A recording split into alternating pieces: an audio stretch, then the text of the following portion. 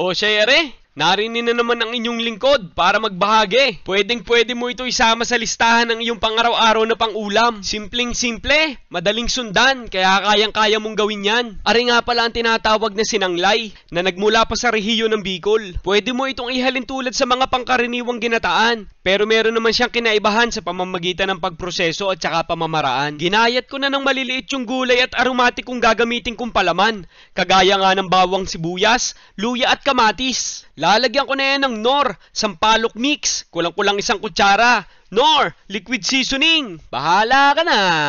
Asin na din para magkalasa na. Hahaluin ko lang para maglahok-lahok na at itatabi ko na muna. Ari naman sadya ang pangunahing ginagamit na isda, talapya.